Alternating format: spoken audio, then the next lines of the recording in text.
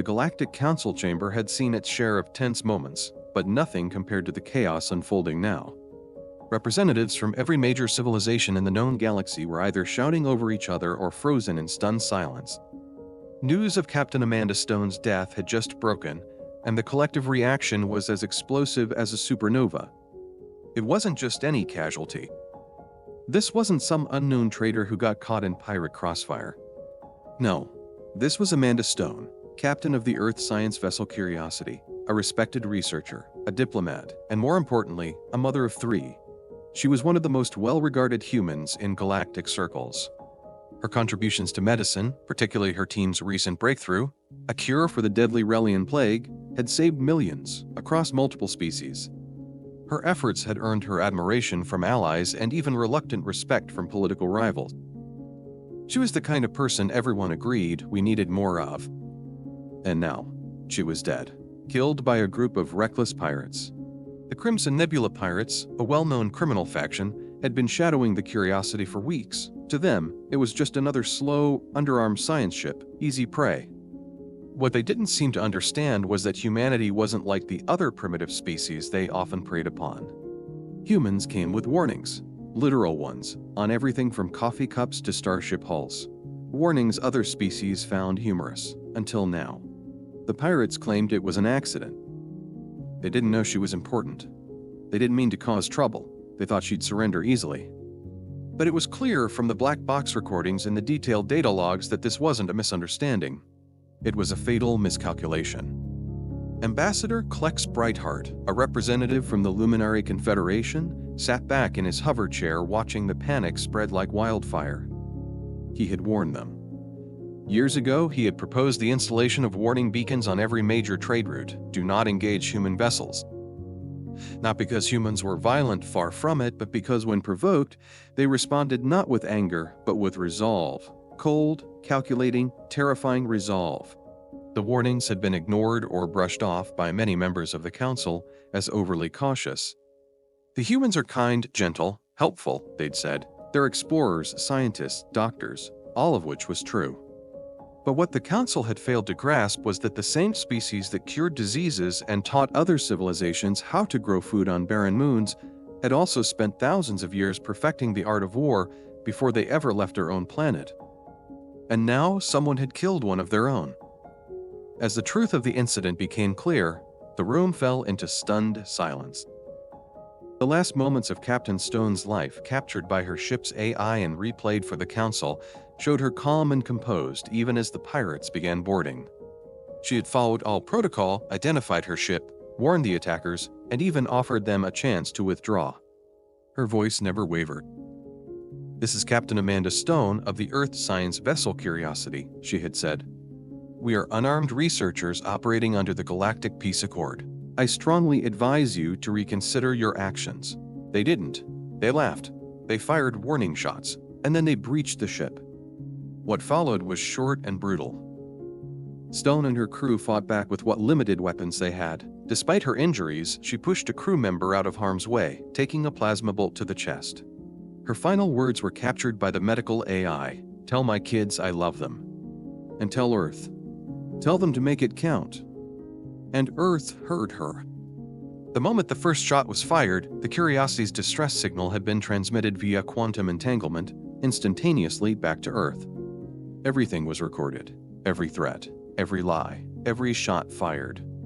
The pirates might have thought they'd gotten away with it, but in reality, they had just lit the fuse on a powder keg. The reaction from Earth was swift and decisive. Within hours, every human colony had gone dark. Trade halted, diplomats recalled. Communications cut, save for one terse message sent to the Galactic Council. Diplomatic relations temporarily suspended pending proportional response to acts of piracy against Earth's citizens. Normal operations will resume once justice has been served. Those last 4 words sent a chill through every delegate present. Once justice has been served. Because no one in that chamber, not even the most war-hardened species, truly knew what human justice looked like. Not when it was personal. Not when it was for one of their own. Captain Amanda Stone wasn't just another casualty of space piracy. She was the spark that lit humanity's long-buried fire. a fire that had burned quietly for centuries under their diplomatic smiles and scientific missions. And now, for the first time in galactic history, someone had made the one mistake no one should ever made. They killed a human. The first thing that struck the galaxy wasn't the sound of engines or the flash of weapons, it was the silence. No threats, no declarations of war, no dramatic broadcasts. Just silence. After the transmission of Captain Amanda Stone's final words and the confirmation of her death, Earth's response came quickly, but not in the way anyone expected. It wasn't loud or theatrical. There were no public demands or sweeping accusations. Instead, every single human colony across the galaxy Nova Era, Mars, Luna Base, and dozens more went dark. Trade routes that had always been buzzing with activity suddenly stood still. Cargo manifests were canceled. Docking bays emptied out. Entertainment broadcasts from Earth ceased overnight. Medical aid missions returned to their point of origin without explanation.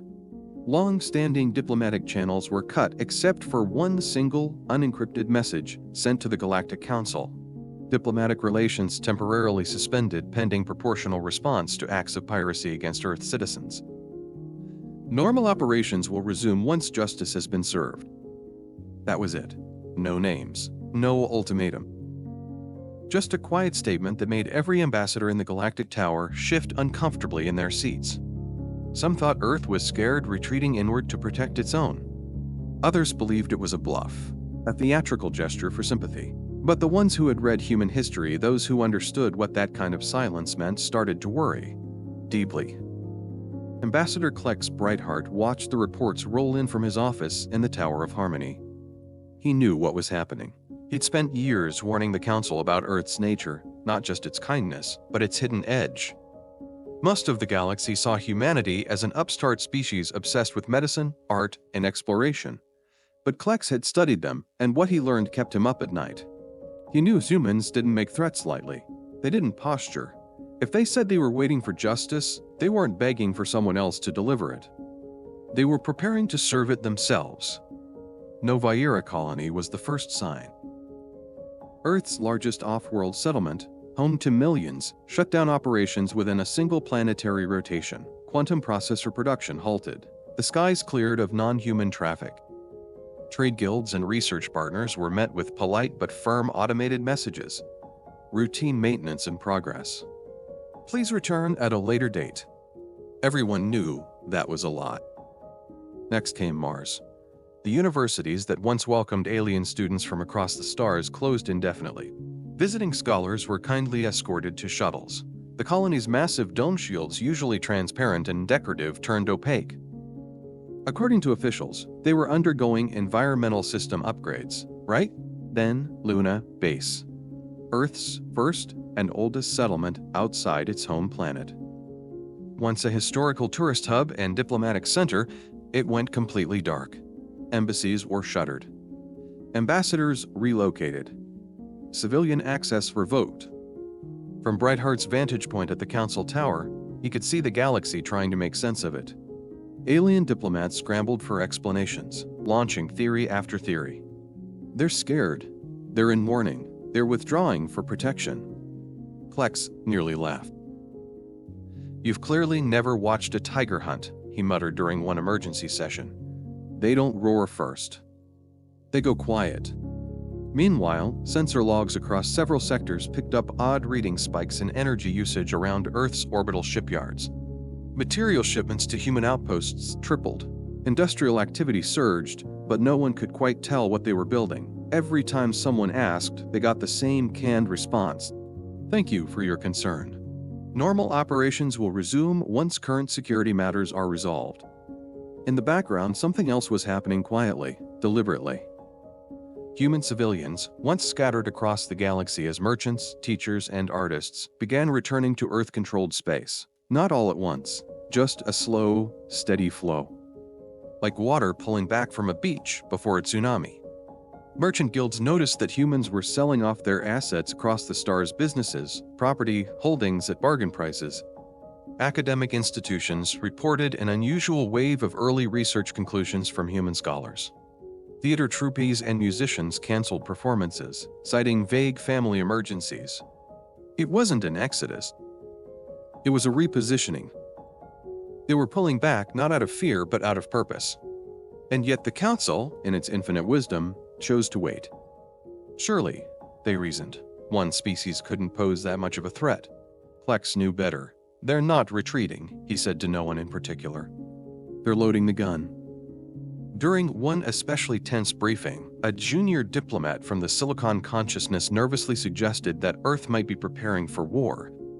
The suggestion was met with laughter until a senior tech master pointed out that Earth's production metrics now exceeded several Class 5 militarized civilizations.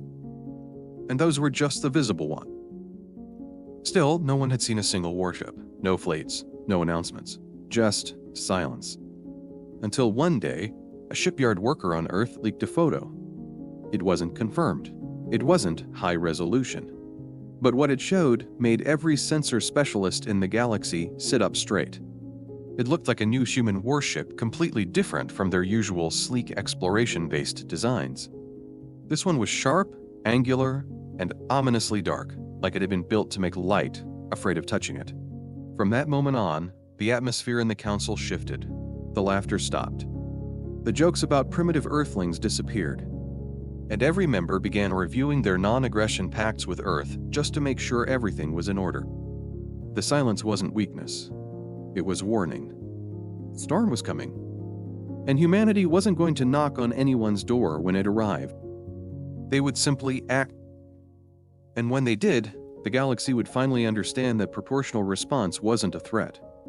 It was a promise. It wasn't that the galaxy hadn't been warned. It wasn't that the signs weren't there. It was simply that no one believed them. For all their intelligence and advancement, the member species of the Galactic Council had one fatal flaw. They saw only what they wanted to see. And when it came to humans, they saw polite explorers, helpful traders, brilliant scientists. They saw their cures, their cultural exchanges, their friendly smiles. They saw the surface and assumed that was all there was. No one looked deeper. No one read the warning labels. Ambassador Kleck's Brightheart had tried to warn them. For years, he had petitioned the Council to take humanity seriously not just as a trade partner or medical ally, but as a strategic power. He'd even drafted the protocols for warning beacons along major trade routes. Simple, clear notices in a dozen galactic languages that read, "Do not engage human vessels in hostile actions. Proportional response guaranteed." Most species ignored them. A few chuckled at the wording. Humans and their dramatics, they said. Always so theatrical. No one actually thought the warnings meant anything. No one bothered to ask what proportional response really looked like. They should have. At one emergency session after Captain Amanda Stone's death, High Counselor Xena Starweaver's crystal matrix flickered with visible distress as she turned toward Klex. "Ambassador Brightheart, do you have any insight into what we can expect from Earth?" Klex just laughed, not out of joy, but out of disbelief. "Now you ask," he said. "Now, after everything." He stood slowly and activated the central holodisplay, pulling up a section of Earth's public historical records. "While you were trading with humans and marveling at their charming technology," he said, "did any of you ever bother to study their military history?" Silence. "They've been fighting wars longer than most of your civilizations have existed," Plex continued. "And I don't mean little territorial disputes. I'm talking about global, civilization-threatening wars on a single planet, with no escape." He brought up images, grainy footage from the 20th century, tanks rolling across battlefields, mushroom clouds rising into the sky, fleets of ships storming beaches. The Council watched in growing horror as Klex moved forward in the timeline. Smart weapons, cyber warfare, orbital strikes, unmanned drones, entire cities leveled, continents scarred. And that, Klex said, was before they left Earth's orbit. "You're saying they're dangerous?" someone asked, still trying to grasp the implications. "I'm saying they invented danger," he replied. "They didn't evolve on a peaceful, resource-rich world like many of you. They clawed their way up from a place where everything wanted to kill them.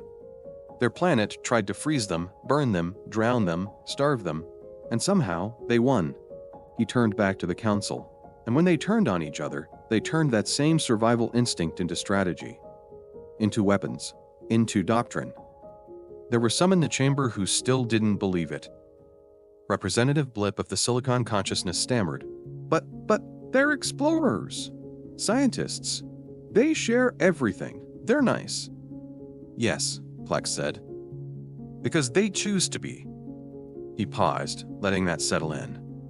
"You think they help you because they're naive?" he asked. "They help you because they know what happens when a civilization chooses power over compassion. They've lived through it. They paid the price in blood, in fire, in cities turned to ash." High Counselor Stairweaver's voice was tight. "Then why didn't they tell us how powerful they really are?" "They did," Plex replied. "You just didn't listen." He pulled up more data: unclassified ship specs, military records, development patents. All of this was in their public archives. You laughed when their coffee cup said, "Caution, hot." You rolled your eyes at warning labels on their starships. You dismissed the impact reports filed with our safety committee. Techmaster Prime of the Silicon Consciousness leaned forward. "You're telling me they submitted impact assessments for their weapons systems? Filed under non-critical technological developments?" Plex nodded. "Why would they do that?" "Because they believe in full disclosure," Plex said. "They believe that if you know how dangerous they can be, you won't be stupid enough to make them prove it." That was the heart of it. Humanity hadn't hidden their capabilities. They'd simply assumed the galaxy would be smart enough to take the hint. But no one did. And now, with Captain Stone's death, that mistake was going to cost them. Another representative whispered, "But this is the first time anyone's killed a human diplomat?" "Exactly," Plex said. "Because everyone else read the fine print. The Crimson Nebula pirates didn't, and now they're about to find out what happens when you poke a species that learned war the hard way." The chamber was silent. No one doubted it anymore. Plex shut off the display. "You all thought Earth was harmless because it was kind. You saw explorers and assumed they weren't warriors. You looked at the surface and never thought to check what was underneath." He turned toward the central dais, his voice low but steady. "Well, now you're going to find out. And the rest of us. We're going to sit back and watch the galaxy learn why humans put warning labels on everything." The first strike came without warning. Well, technically, there were plenty of warnings. The problem was, nobody had the sense to take them seriously. The Crimson Nebula pirates' primary base on Xerxes 7, an armored facility buried into a mountainside, protected by planetary defense grids, and stealth tech scavenged from half a dozen species, was there one moment, and gone the next. Not bombed. Not overrun. Just gone. As if some god had plucked it off the face of the planet like a bug from a countertop. When the news hit the Galactic Council, the chamber erupted into a storm of panic and disbelief. "Impossible," some shouted. "There were no energy spikes. No incoming ships. Our sensors picked up nothing." Ambassador Klex Brightheart, seated calmly among the chaos, scrolled back to Earth's original message on his datapad and held it up like a prophecy fulfilled. "Diplomatic relations temporarily suspended pending proportional response." "That," he said with a wry grin, "was the first response." Then came the hologram. It appeared everywhere at once, in council halls, government war rooms, embassy lobbies, even broadcast centers. Every communication network was overridden in perfect sync. General Marcus Chen of the Earth Defense Force stood tall, in full dress uniform, his voice calm, crisp, and deadly clear. "This is General Chen, Earth Defense Force. We have initiated operations to address recent acts of piracy against our citizens.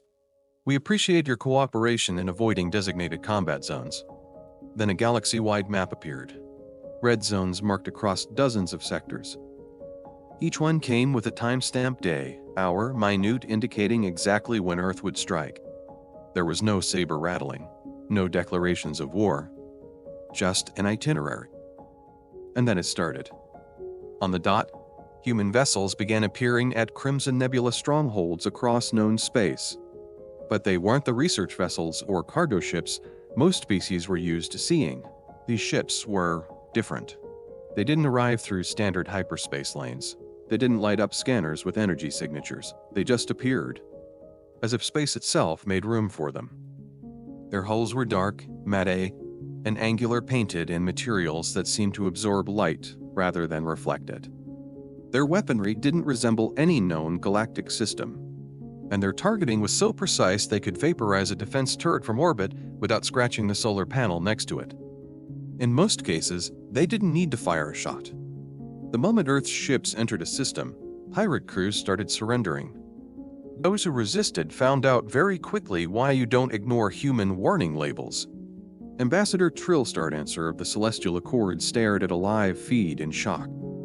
They're disabling entire fleets in minutes, without overwhelming force, without civilian casualties. Plex nodded slowly. They're not here to conquer. They're here to teach. Earth's special forces, called hunter-killer teams, operated with terrifying efficiency. Dropped from orbit in powered armor suits that made the Council's elite battle exosuits look like kids' costumes, they moved with the silence of predators and the coordination of neural-linked swarms. One team, led by a soldier named Commander Blake Rodriguez, became legend within hours. They infiltrated a fortified pirate station that had held out against 3 major militaries for over a decade. Time from insertion to complete control, 6 minutes, 23 seconds. No casualties. No damage to the civilian side of the station, the report read. All pirates apprehended. Cargo intact. Local infrastructure preserved. That was the part no one could wrap their minds around, not just the overwhelming force, but the restraint. Humanity was sending a message. We could burn the whole galaxy down, but we won't. Unless you make us.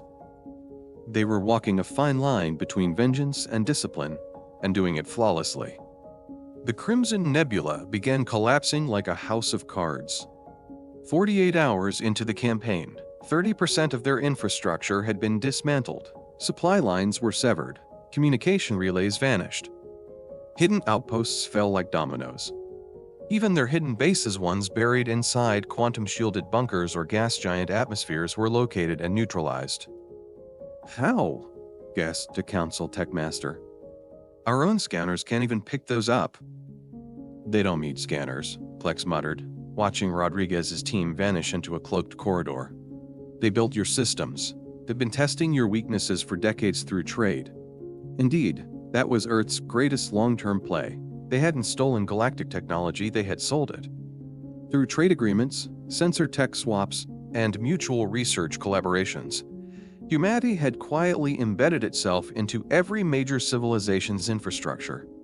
Every stealth generator, every shield array, every bit of superior alien tech had human fingerprints somewhere inside it. And now Earth was using that knowledge to bring the pirates to their knees surgically, precisely, and above all, legally. They didn't torture. They didn't massacre. Every captured pirate was processed under galactic law, handed over with detailed evidence packets, confession logs, and chain of custody documentation. It wasn't revenge. It was justice. And the most terrifying part, they weren't even trying. One Council analyst, shaking, estimated that Earth was using less than 15% of its actual military capacity. They're holding back, he whispered. They're just making a point. Back in the Council chamber, a junior diplomat asked the question everyone was thinking but no one wanted to say out loud. Why pretend to be less advanced for so long? Plex leaned forward, speaking softly, almost reverently. Because if you knew how powerful your neighbor was, you might have treated them like a threat instead of a friend. By the end of day 3, 70% of the Crimson Nebula was gone. Not vaporized. Not obliterated. Removed. The remaining pirates were either on the run or in custody, their empires dismantled not by war, but by human precision. And as the galaxy watched the final red zones vanish from the map, one thing became crystal clear.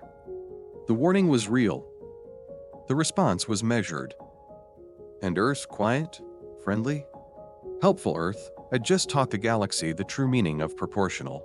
The most frightening thing about the human response wasn't the weapons, or the ships, or even the special forces that moved like shadows between stars. It was the realization that none of it was new. It had it all along. As the Crimson Nebula pirates crumbled under Earth's proportional response, a second wave of panic swept through the Galactic Council, not because the humans were winning, but because they were doing it with so much control. So much ease. Ambassador Klex Brethart sat through emergency session after emergency session, watching his fellow delegates scramble to explain what was happening. How had this Level 3 civilization suddenly gained the ability to wipe out one of the most dangerous criminal networks in the galaxy? The answer was both simple and terrifying. They hadn't gained anything. They had simply stopped hiding it. Deep space monitors picked up shipyard activity around Earth and its colonies that defied previous estimates. Power output had tripled. Raw materials flowed into orbital stations at unprecedented rates. By the time anyone thought to investigate, Earth had already deployed fleets of sleek, terrifyingly advanced warships. And yet, there were no broadcasts, no slogans, no threats. Just surgical strikes, exact to the second, careful to avoid collateral damage, calculated for maximum efficiency. One tech master watching footage of a human corvette single-handedly towing an entire space station through folded space muttered the words no one wanted to hear. "This shouldn't be possible." Another whispered back, "It shouldn't exist, in human hands." That was the moment the truth began to sink in. For decades, the galaxy had laughed at humanity's warning labels. Jokes were made about their overcautious packaging, their redundant safety systems, their tendency to over-explain everything. Hot beverage, a label might read, may cause injury if consumed before cooling. Aliens found it hilarious. But now those same species were staring at warning labels printed on human military hardware. Do not engage. High risk of lethal escalation. Advanced weaponry systems active. Authorized personnel only. And suddenly, no one was laughing. The Council began combing through the public databases humans had shared over the years, records that had been available the entire time. There was, in plain sight, military patents, weapon schematics, logistics blueprints, filed, cataloged, ignored. "They showed us everything," Kleck said in disbelief during one session. "We just never bothered to look." Techmaster Prime stood in front of the Council with a shaking voice modulation unit. "Their history is staggering," they said. "Before developing faster-than-light travel, they had weapons capable of leveling entire cities. Before they reached their moon, they had bombs that could split continents. And that was just Earth. Now that they were among the stars, they'd adapted that same creativity, the same ruthless engineering focus to interstellar warfare. And yet they had never used it. Until now. The Council's analysts were forced to admit that Earth's outward image, the culture, the kindness, the trade, the science had been real. It wasn't a front. It was a choice. A decision to lead with peace. But behind that peace was power. Real power. The kind that didn't need to flex. The kind that sat patiently in the dark, hoping it would never be needed, but was ready the moment it was. Council members looked at each other and realized something even worse. Earth had always been in control. They had joined the galactic community with humility. They never demanded special status. They accepted unfair trade deals. They offered their technology for pennies. They cured diseases without asking for territory. They sent their artists and teachers out first. They never postured, never threatened.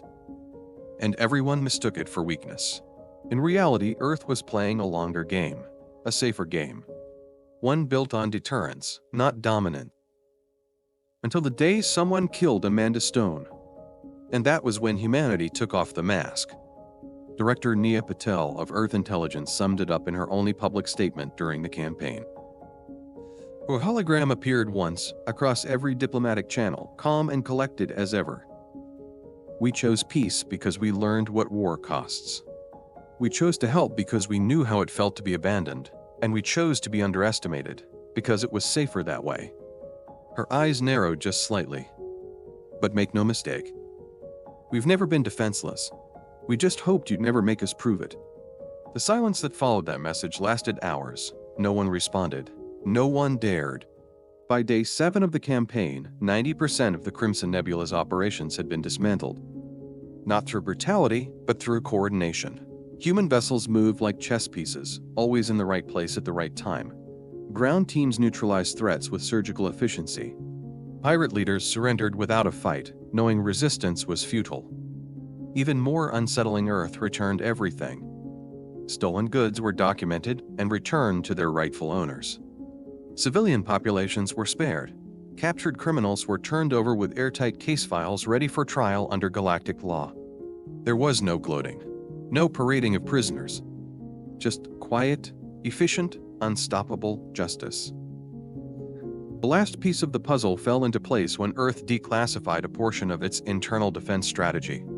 It revealed that their research vessels had modular components allowing for full combat conversion in under 3 minutes. Their trading stations contained fallback, bunkers, and planetary-grade defense systems. Even their civilian ships carried countermeasure systems that could outmatch some military fleets. One delegate stood and shouted, "This is deception!" Klex looked up from his datapad. "No," he said calmly. "This is what happens when you confuse transparency with weakness. They told us. We just didn't listen." From that day forward, every interaction with humanity changed. Their classification was upgraded from level 3 to level 7 overnight. Trade delegations were restructured, diplomats were retrained, new council protocols were established. And perhaps most importantly, no one ignored the warning labels anymore. The war operation, as Earth insisted on calling it, lasted exactly 7 days. In just one standard week, the Crimson Nebula Pirates went from the most feared criminal organization in the galaxy to a cautionary tale. And Earth? They went right back to business as usual.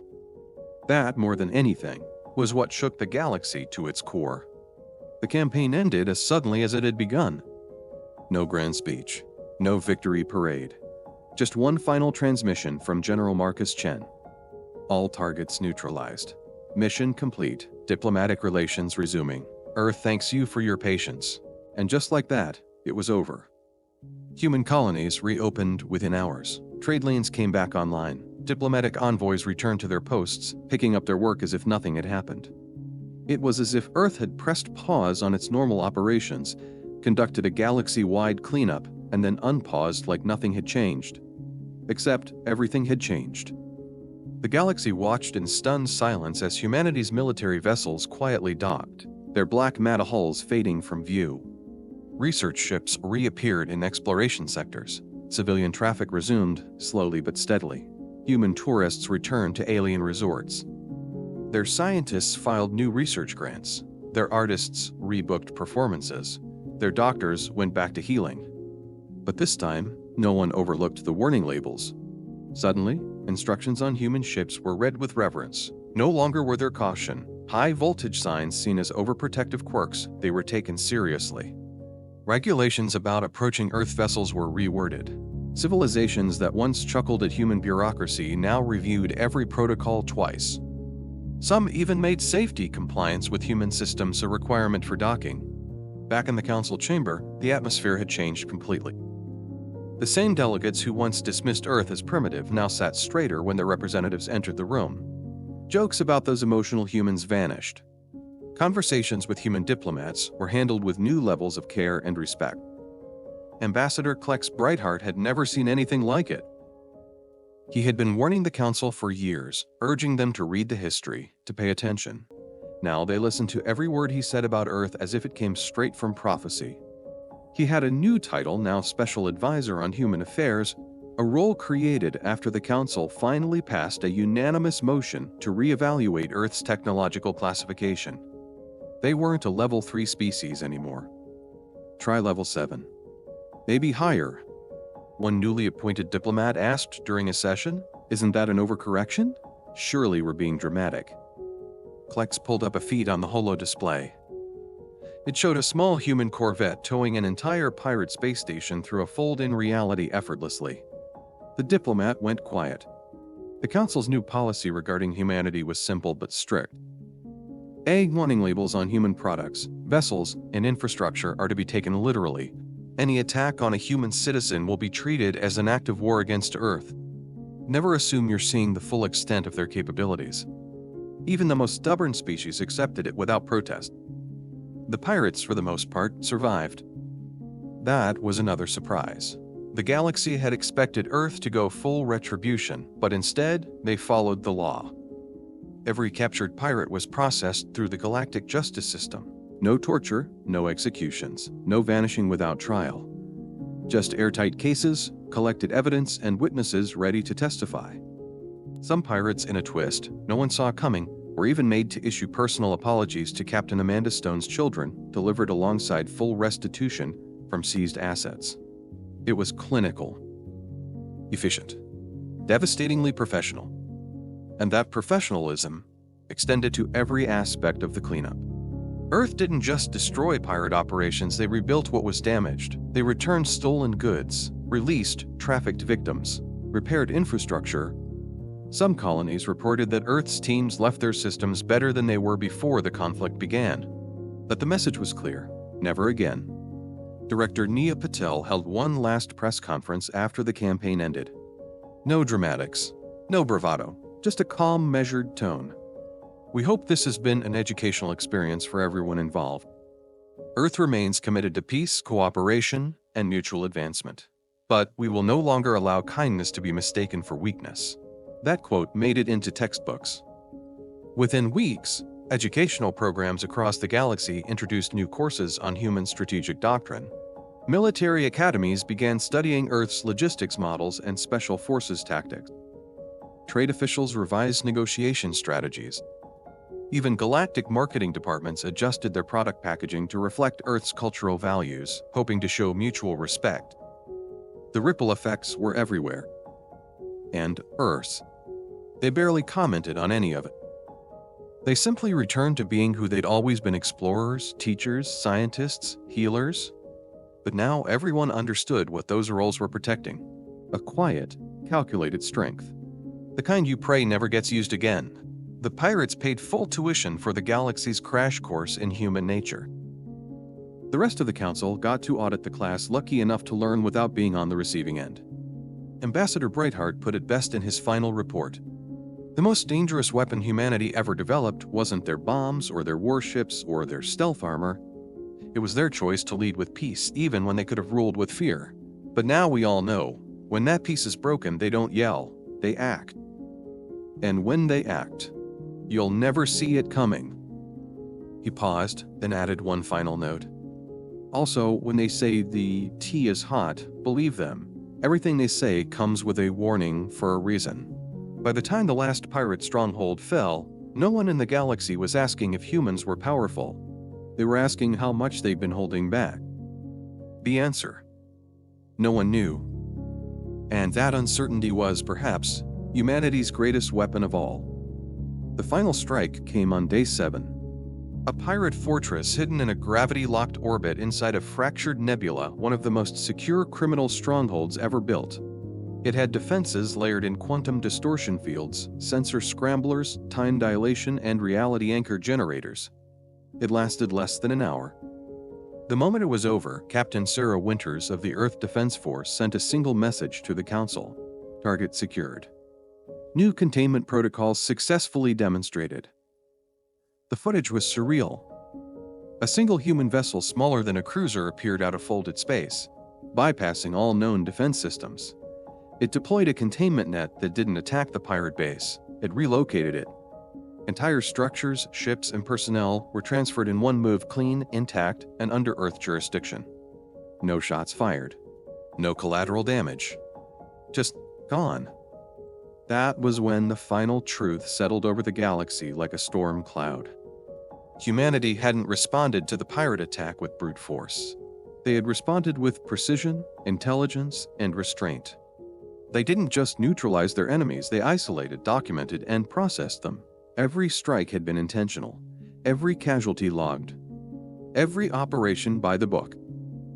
And the most chilling realization? These weren't even Earth's full military forces. These were their peacekeeping units.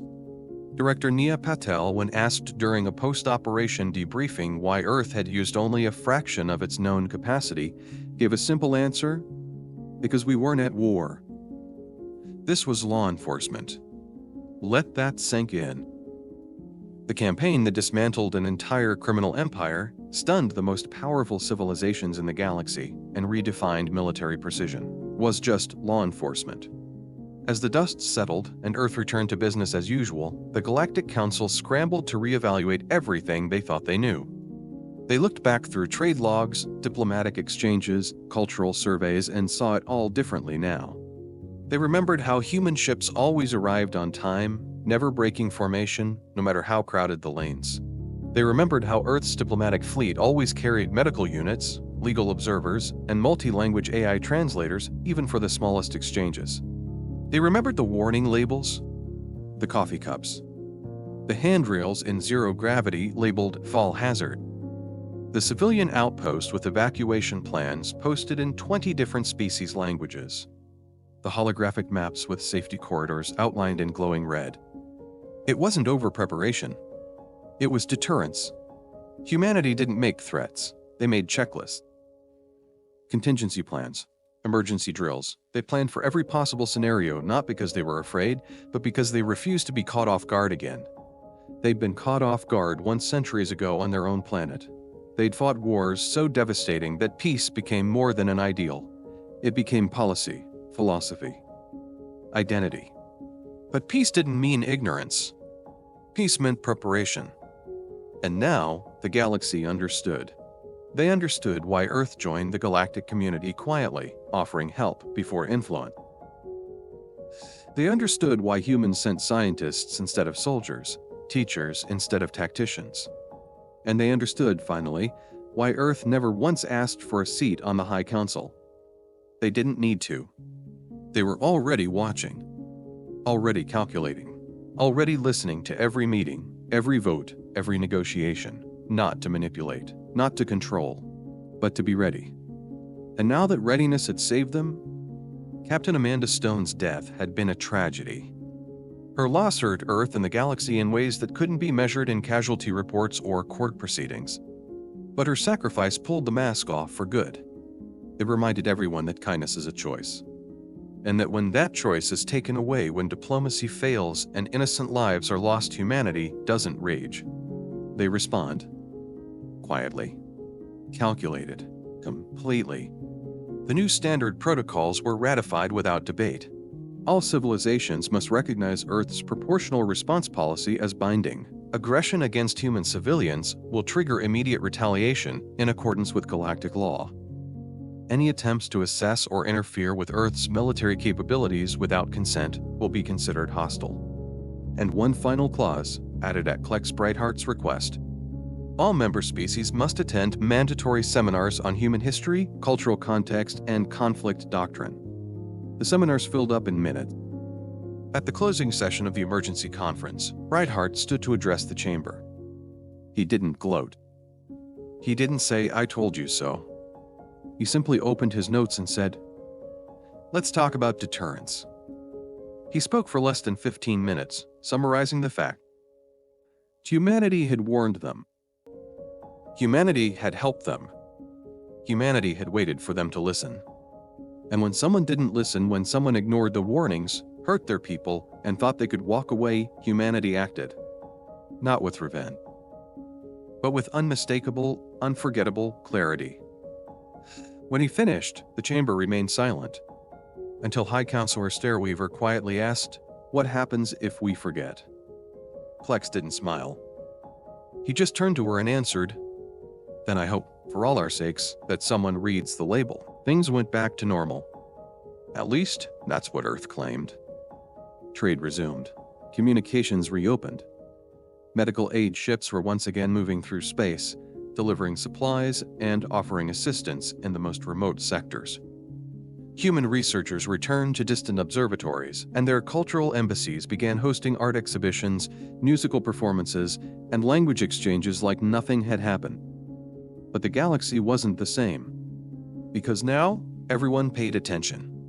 Wherever a human vessel appeared, traffic adjusted.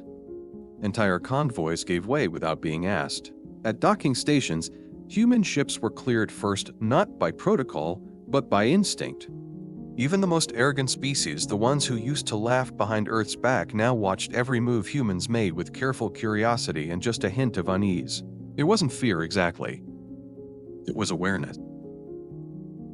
A deep, lingering recognition that underneath all the hospitality and optimism, there was a force no one wanted to provoke again. Ambassador Klex Brightheart described it best in his post-crisis report.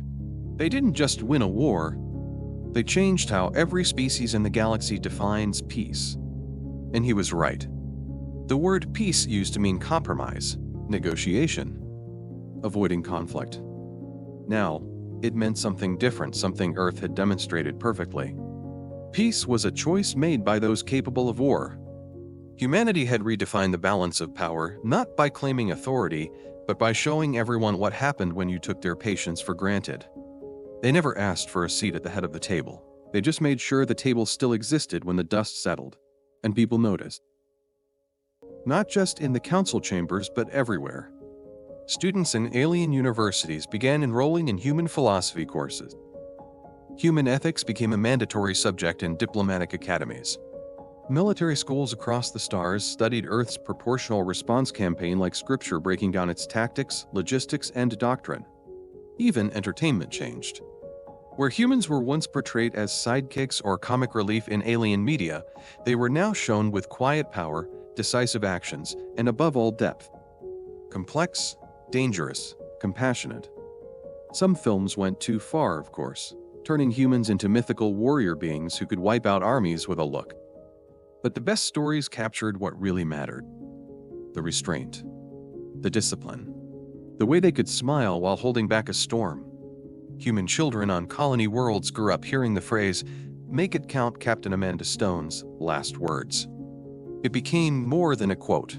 It was a reminder, a lesson, a promise. In places far from Earth, that phrase was etched onto walls, whispered during moments of courage, printed on safety panels next to bright yellow warning labels. It meant, do your duty, protect what matters, and never act like you're the only one carrying weight. Back on Earth, the Defense Force quietly resumed its usual state of vigilance. No parades, no medals on display, just files closed, systems checked, and soldiers returned to standby. Some were offered interviews. Most declined. Commander Rodriguez, whose team became a legend overnight, simply released a brief public statement. "We did our job. We hope no one makes us do it again." Earth's government didn't gloat. Director Nia Patel turned down requests for memoirs and press tours. When asked during a council media summit if she felt victorious, she paused for a long moment before saying, "There are no winners when diplomacy fails. We're just grateful that we could prevent it from getting worse." And that, perhaps, was the final stroke of genius. Because Earth didn't lean into its newfound power. It didn't conquer, threaten, or restructure the galactic order. It simply stood up, fixed what needed fixing, and sat back down. But now the seat next to Earth was never empty. New alliances formed. Old enemies sought friendship. Even rival civilizations requested technology-sharing programs they'd once mocked. Earth accepted carefully, always making it clear they weren't here to dominate. They were here to help when asked. But no one ever questioned their right to say no. That was the legacy. Not the weapons. Not the folded space maneuvers or quantum containment fields. It was the silence. The silence before the first strike. The silence during every council session when humanity's name was mentioned. The silence of everyone watching them carefully, wondering just how much power lay behind those soft voices and steady hands. Humanity had become a constant, a quiet center in a galaxy filled with chaos. Not because they demanded it, but because they earned it. One ambassador put it this way: "They don't take up more space than anyone else. But when they choose to stand, everyone else leans back a little." In the years that followed, the phrase read the warning label entered galactic slang. It meant, pay attention. Don't assume. Respect what you don't fully understand. It applied to more than just Earth. But Earth was the reason it existed. And somewhere in a quiet corner of the galaxy, a plaque was placed in front of a small, preserved human research vessel. The Curiosity. Beneath her name, 3 simple lines were engraved. Amanda Stone, Scientist. Captain. Mother. Tell them to make it count. People from every species came to see it. Not out of guilt or fear, but respect. Because the galaxy had learned something it would never forget. Humans didn't start fights. They ended them. With precision. With care. With overwhelming strength tucked neatly behind compassion. And the smartest thing anyone could ever do was to take the warning label seriously. In the end, The galaxy didn't fall apart. No interstellar wars. No regime collapses. No widespread retaliation. Just a quiet, collective shift in perspective, like a room full of people realizing they'd misread someone for years and now couldn't look them in the eye quite the same way. Humanity went back to doing what it had always done: exploring, building, helping, healing.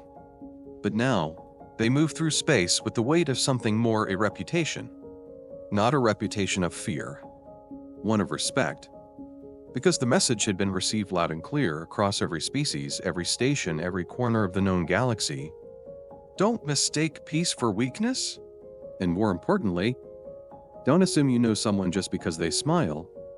Earth never once declared itself superior. Not during the campaign, not after. Their diplomats refused to grandstand. Their soldiers quietly returned to stand by. Their leaders declined praise and redirected the spotlight to rebuilding, healing, and restoring balance. But no one looked at them the same. People began watching the humans more closely, not out of suspicion, but fascination. The species that once seemed naive now looked layered, cautious, and deeply strategic. The old joke that humans label everything wasn't funny anymore. It was seen for what it really was: a form of care. A subtle warning system baked into their culture. Everything humans did now made more sense. Why they filed reports no one asked for. Why their systems had redundancy on top of redundancy. Why their trade agreements included clauses detailing what to do in the event of catastrophic breach. They weren't paranoid. They were prepared. Because they knew what it meant to be caught off guard. Their history was filled with lessons written in blood and loss. World wars, genocides, betrayals, disasters, each one a scar they carried forward with determination never to repeat. The galaxy learned that lesson the hard way. And now, they carried the scar too. A scar in the shape of a name: Amanda Stone. Her children, now old enough to understand what had happened, grew up not in anger but in pride. They traveled to the colonies their mother had helped save, met those healed by her cure, and saw firsthand what her life had meant. The council offered them every honor imaginable: statues, medals, diplomatic privileges. But what they chose was simple: a scholarship fund in her name. For alien and human students alike, those who dreamed not of war but of making the galaxy better. Because that was the legacy Amanda Stone would have wanted. And that's the legacy Earth chose. Not conquest. Compassion with teeth. That, perhaps, was the final surprise for the galaxy. After all the firepower, after the folded space strikes and elite operatives and weapon systems no one had seen before, Earth chose to stop. They didn't dismantle the council. They didn't demand tribute. They didn't seize territory or force political reform. They simply went home. And in doing so, they redefined what it meant to have power. Because real power doesn't need to prove itself over and over. It only needs to be used once, with clarity, for everyone to remember it forever. Looking at it now, you could say the whole thing was preventable. If just one pirate captain had hesitated, if one foolish decision had been paused.